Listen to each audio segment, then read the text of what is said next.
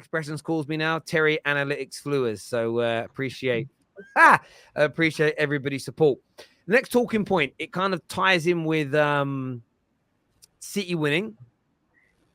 Tough win for them. Great goal from KDB. I think if KDB doesn't score that free kick, they draw that game. They look very toothless up front without Haaland in their side.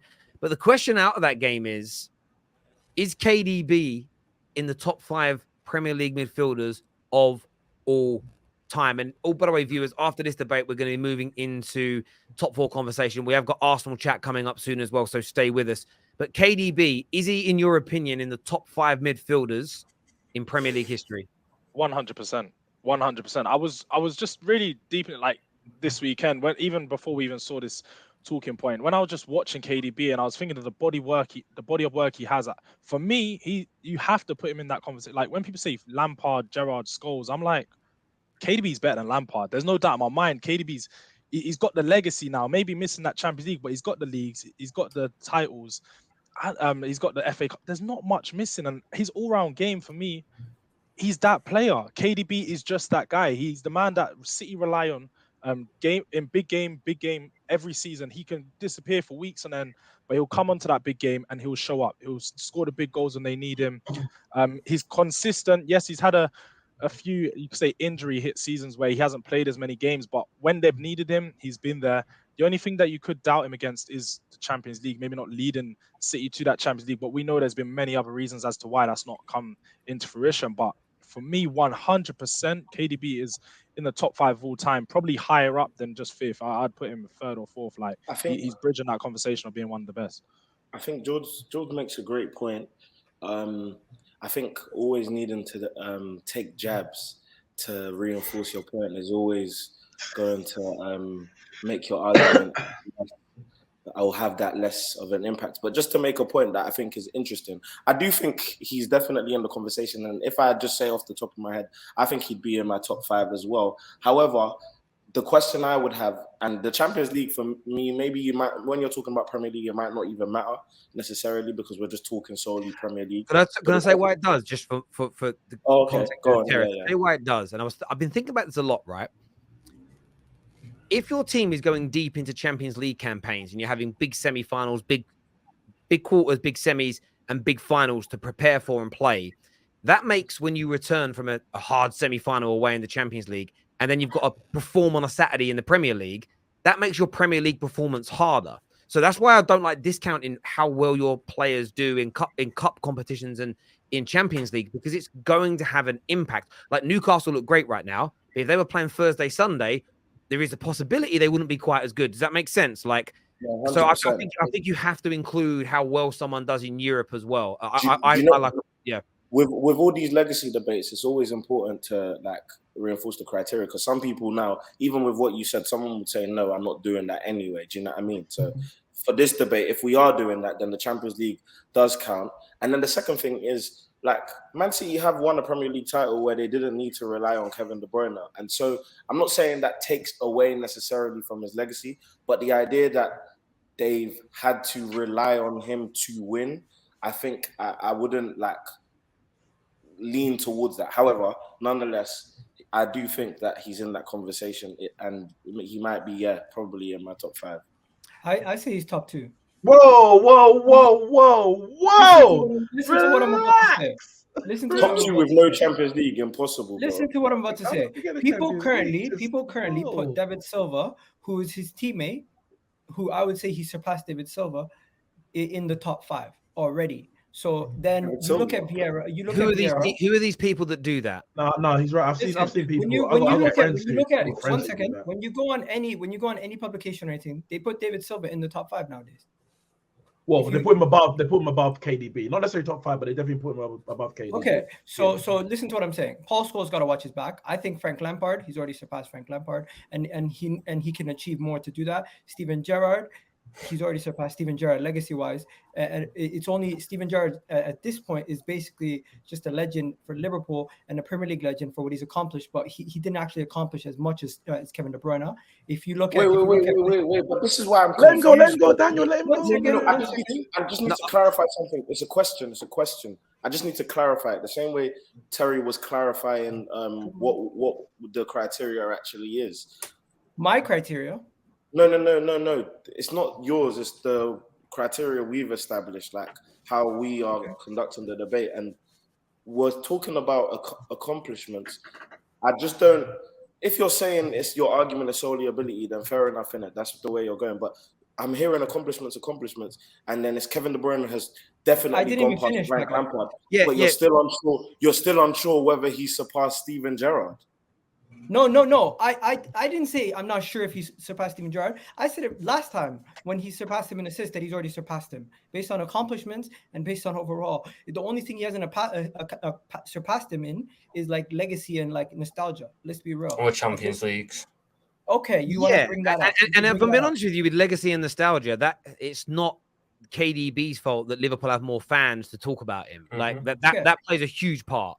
So Paul Scholes currently, I would have number but 1. But isn't playing for a big club? I would put KDB second.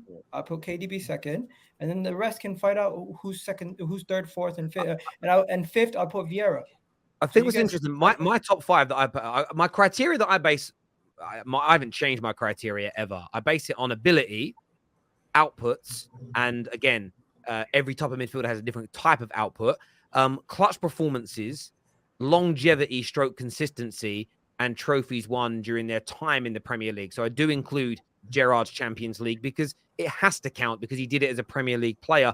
It wasn't like he was just playing the Champions League with not having to play every bloody Premier League game for Liverpool in between it. Repeat that again. Longevity, trophies. Longevity's trophies, clutch performances, outputs, and ability. Of course, you've got to judge. That, for me, that's the 5 things. I discount personal awards. Always have done, always will do. Because for me, the last 3 that have happened that I've watched on socials, everyone moans and say they're corrupt. Yet then everyone wants to use them as a reason to underpin why somebody's brilliant, right? Everyone moaned when J5 was in the top 3. I saw people crying that where Mane and Salah were in the Ballon d'Or this year. So if you're going to cry about it and say it's corrupt, you can't then use it as a tool to say it dictates who the best is. So based on my criteria, my personal top 5 is Scholes, Lampard, Keane, KDB, Patrick Vieira. And they're the ones that I've gone with, and based on that criteria. My top 10, which probably makes it a little bit easier for people to understand. Number 6, I have David Silva. Number 7, I have Steven Gerrard. Then I have Yaya Toure. Then I have N'Golo Kante. And then number 10, I have Cesc Fabregas and Michael Carrick. I tied them because I really couldn't decipher. And there is a bit of personal preference in there in terms of, because ability is a preference, how someone plays. And I thought what Michael Carrick used to do as a footballer, I enjoy watching. A lot of people don't give a shit about it. I know registas are now suddenly were fashionable a couple of years ago, but not when he played. But KDB is climbing. And what I did say when people actually took the time to ask me why I did this is the one thing that Lampard and the like have still over KDB is that longevity element going into their mid to late 30s. Scholes, for instance, I always say it, 38 and a half years old, playing regularly in a Premier League team that won a Premier League title. That, for me, just shows his overall ability as a footballer. And to quote Daniel on this, or I've heard many people say this recently, availability is the best ability. So at 38 years old, if you're available and winning Prems, you got to remember Lampard and Gerrard at that age, I think were already managers. So, but Terry, that's not fair. Why? Because Kevin De Bruyne is not from this country. So at the end of the day, what the hell is that? Well, let me land before you guys freak out and so. Calm down. Let me land. You'll understand everything I'm about to say. He mastered his craft away from England. Hence, why he will have a disadvantage in these conversations when you're speaking about English players. You have he was at Chelsea. Yes, he was at Chelsea, but he started off his career at Genk. Then he went to Chelsea. He didn't stay there for long. He went to the Bundesliga, where you're comparing him to players. He didn't master his craft in the Bundesliga. Let me finish. And then when I'm done, you're not making no sense. I am making sense, but you're not letting me finish. My main point is he has had different trips across the world where he's had to master his craft, in comparison to these Premier League legends that have played majority of their career in one league. What's that got to do with anything? Because when we are doing this, we're judging him based off his Premier League career. Well, of course, because we're saying Premier League top 5. You can't judge him on what. Yes. Hence, hang on, but he's in the top. He's in my top 4. He's in my top 4. How is he at a disadvantage? No. How is he at a disadvantage when he's in my top 4? Terry, This is what you're doing. You're taking my point and you're only connecting it to yourself. I'm not only speaking to you here. But we're talking about what I've done here. And he's not at a disadvantage because I didn't say that Lampard is second and Scholes is first because they started in England at 18. For the longevity. I'm sorry, but even that, We're not suggesting the point doesn't have longevity.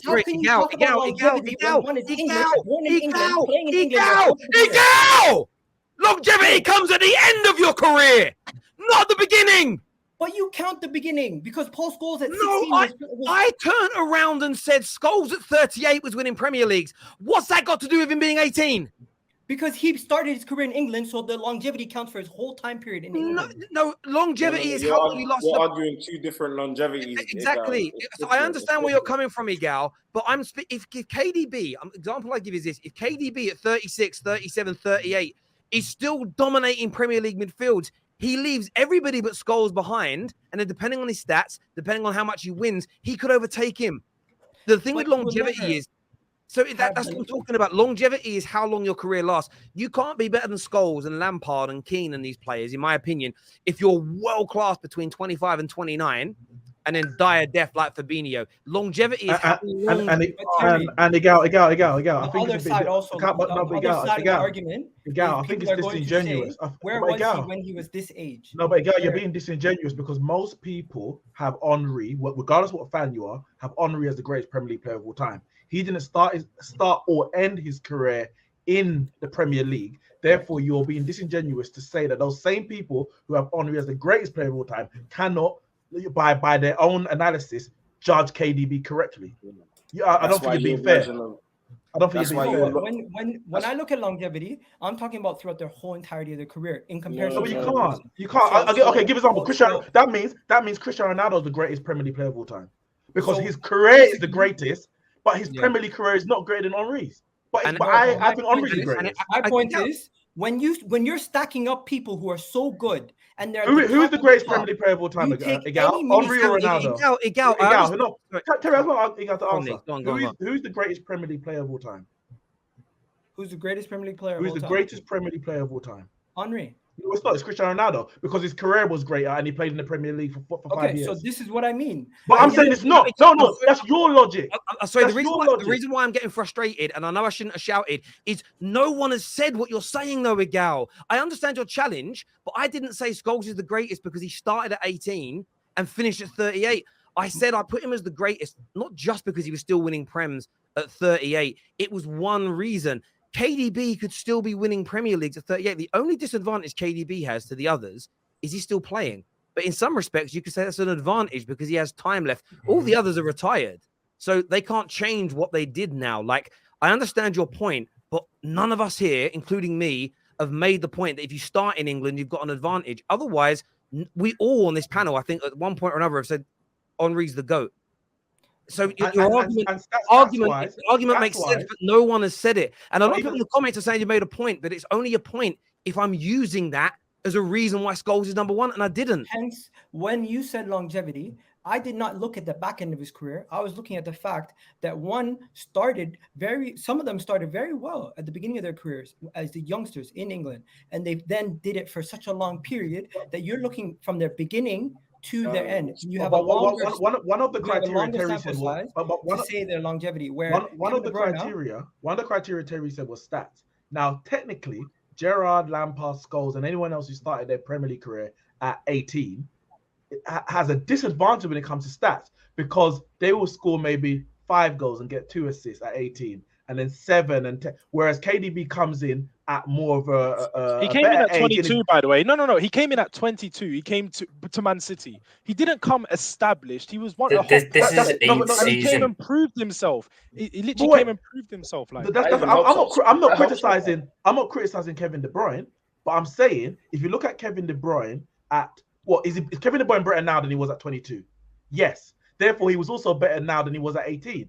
So I'm saying those players that started their career younger, if we look at stats, those people, Gerrard, Lampard, Scholes, they're going to get more goals and assists at 23, 24, 25, 27 than they would at 18, 19, 20. So the stats when it comes to games to goals or goals to games, it goes against them. So I don't think the longevity I think it's why Ronaldo has a better goals per game ratio in La Liga than Messi, but that's because Messi started off in his younger years there, so he built up a large amount of games without scoring the same goal ratio. I think the last time I checked, you're right. I did read that a couple of years ago. Listen, Gal, as I say, bruv, we'll move on from this. I get your point, but my pushback is I didn't say that at all. I didn't mention anything to do with starting at 18. I was literally talking about the availability element of Paul Scholes going on that long in his career is one of the biggest and for me, and maintaining the quality. Like, he's not doing a Fabinho and dying. Viewers, make sure you smash